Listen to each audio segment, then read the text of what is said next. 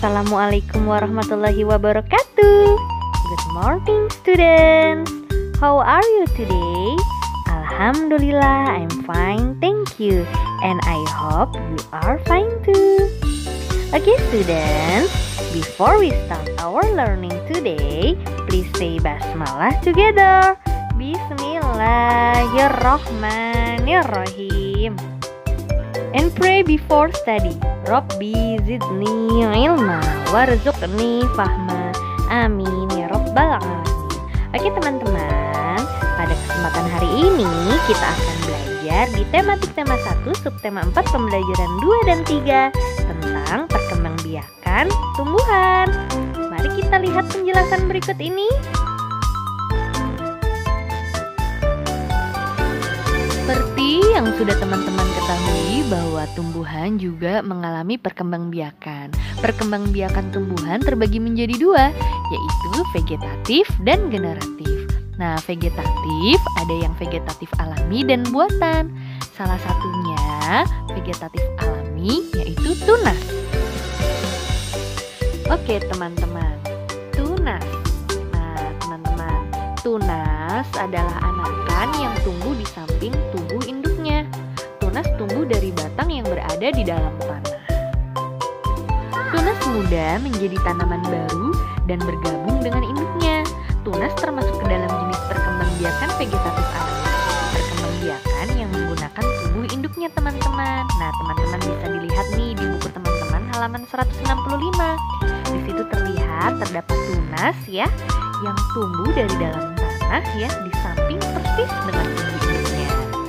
Begitu teman-teman. Teman, sekarang kita akan mempelajari tentang perkembangan pertumbuhan dari pohon bambu ya. Yang pertama, pohon bambu dimulai dari rebung atau tunasnya, kemudian tumbuh menjadi bambu muda, lalu tumbuh lagi menjadi bambu dewasa.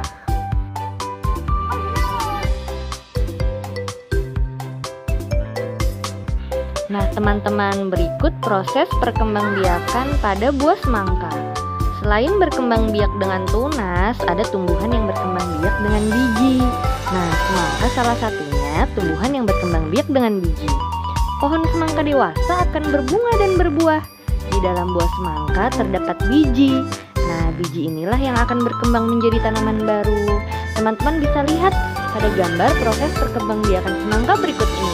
Dimulai dari biji, kemudian tumbuh menjadi kecambah.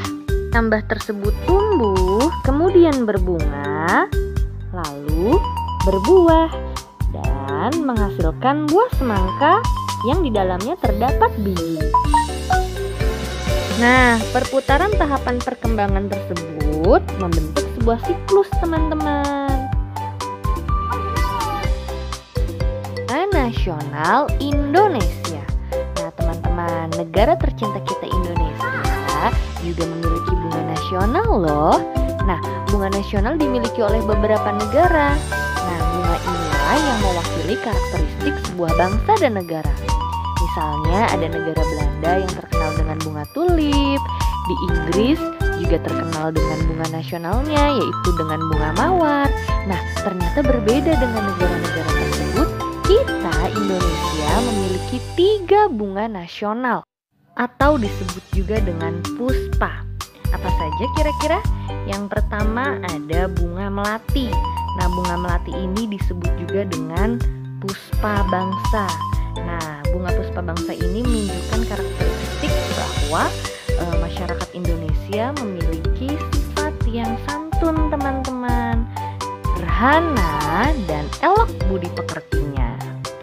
Selanjutnya ada bunga puspa pesona, yaitu anggrek bulan nih teman-teman. Terakhir adalah bunga puspa langka, yaitu bunga Rafflesia arnoldii.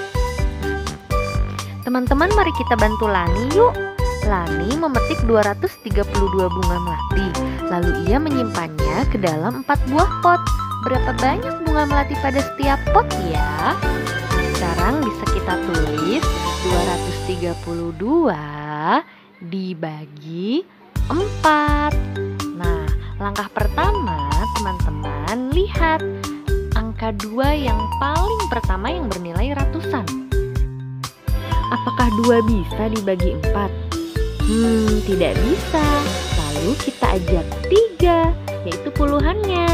Menjadi 23 dibagi 4. Apakah 23 bisa dibagi 4? Kalau teman-teman lihat tabel perkalian 4 di samping ini, apakah ada yang hasilnya 4 dikali berapa?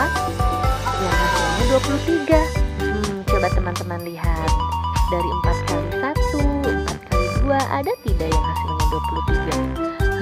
Tidak ada teman-teman. Maka dari itu kita bisa ambil nilai yang paling dekat dengan 23. Yaitu berapa? Apakah 20 atau 24? Nah, persyaratannya adalah teman-teman harus mengambil angka yang mendekati 23 tetapi tidak lebih dari 23. Kira-kira 4 kali berapa ya? Teman-teman, jawabannya adalah 4 kali 5. Betul, 4 kali 5 20. Kita pilih yang 4 kali 5 yang hasilnya 20. Karena 20 terdekat dengan 23 tetapi tidak lebih dari 23. Berarti kita tulis 5 di atas. Lalu 4 kali 5 sama dengan 20.